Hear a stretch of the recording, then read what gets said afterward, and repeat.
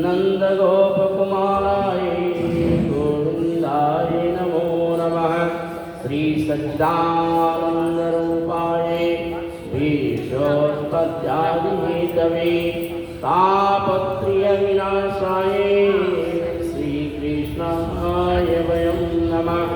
जय जय जय राधारमण, जय जय नवल किशोर, जय जय जय गोपीचोर प्रभु, जय जय माखन चोर। पंचरांगी महागौरी राधे वृंदावनेश्वरी, ब्रह्मभान हरे देवी नारायणी नमोस्तुते। बोलिए श्री राधा कृष्ण भगवान की जय, श्री लक्ष्मी नारायण भगवान की जय, श्री शंकर भगवान की जय।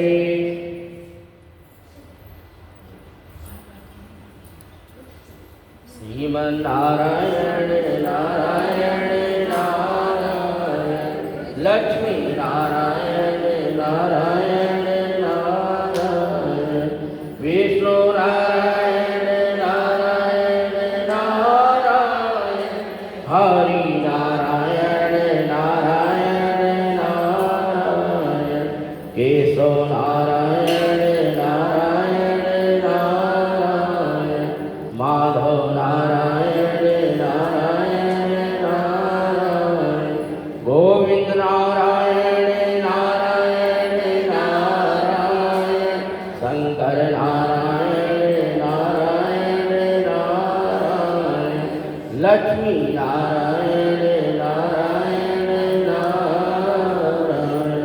बोलिए श्री नारायण हरि भगवान की जय, श्री राधा कृष्ण भगवान की जय, श्री शंकर भगवान की जय।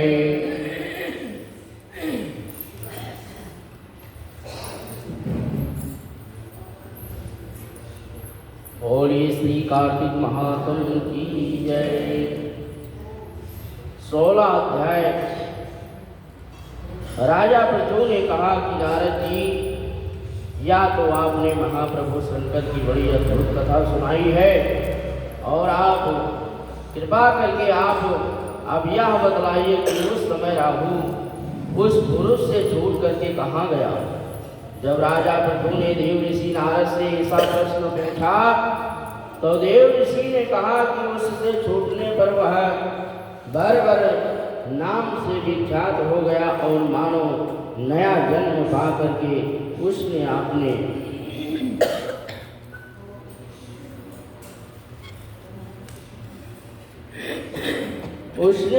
आप को धन्य माना, तथा वह धीरे धीरे जलंधर के पास गया, और वहां जाकर के उसने शंकर जी की चेष्टा की, और उसे सुन करके दैत्यराज को बड़ा क्रोध आया, और उसने सब दैत्यों को सेना सजाई, और कालनेमी और शुंभ निशुंभ आदि सभी महाबली दैत्य तैयार होने लगे, और एक से एक महाबली दैत्य करोड़ों की संख्या में निकल करके युद्ध के लिए संबंध हो गए, और महाप्रतापी सिंधु पुत्र शिव जी से युद्ध के लिए निकला। बोलिए श्री शंकर भगवान की जय। उसके आगे महेश शुक्र और छिन्न सिर राहु हुआ, और फिर तो उसी समय जलंधर का मुकुट खिसक करके और पृथ्वी पर गिर पड़ा। आकाश में मेघ छा गए और बड़े अपशकुन हुए, और उधर इंद्र आदि सब देवताओं ने एकत्र होकर के कैलाश पर जा करके और शिव जी के पास पहुंच करके सारा वृत्तांत कर सुनाया, और यह भी कहा कि आपने जलंधर से युद्ध करने के लिए जो भगवान विष्णु को भेजा था, और उनके बशवर्ती हो गए हैं, और तथा लक्ष्मी सहित जलंधर के अधीन होकर के और उनके घर में निवास करते हैं। बोलिए श्री लक्ष्मी नारायण भगवान की जय, श्री शंकर भगवान की जय।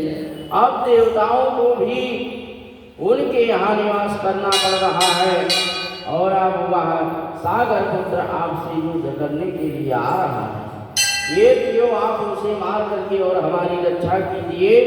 देवताओं से यह सब कुछ सुन करके शंकर भगवान विष्णु से पूछा कि हे ऋषिकेश, युद्ध में आपने जलंधर का संहार क्यों नहीं किया और वैकुंठ को छोड़ करके आप उसके घर कैसे चले गए?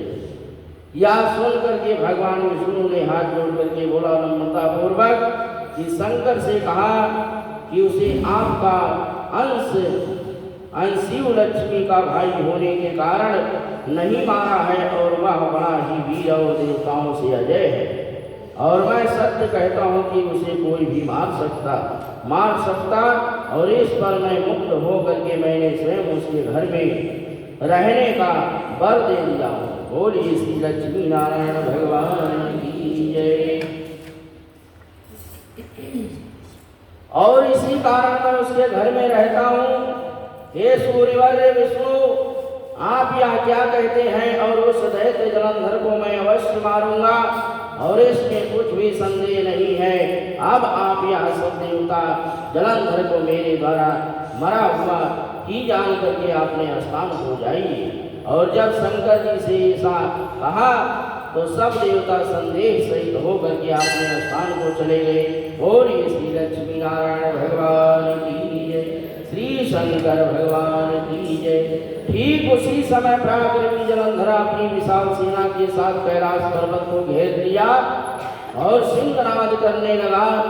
दैत्यों के नाद और कोलाहल से शिव जी क्रोध हो गए और उन्होंने अपने नंदी आदि गणों को उसके साथ युद्ध करने की आज्ञा दे दी और कैलाश पर्वत के समीप भीषण युद्ध होने लगा। दैत्य अनेकों प्रकार के अस्त्र शस्त्र बरसाने लगे और मेरी मृदंग शंख और तीरों और त्रिकी हाथी घोड़ों और रथों से शब्द से पृथ्वी कांपने लगी। बोलिए श्री शंकर भगवान की जय। युद्ध में कट करके मरे हुए हाथी घोड़े और पैदलों पर पहाड़ का लग गया और जिससे कि युद्ध भूमि भी आगम्य हो गई और दैत्यों की आचार्य श्री शुक्राचार्य जी अपनी मृत संजीवनी विद्या से सब दैत्यों को जिलाने लगे।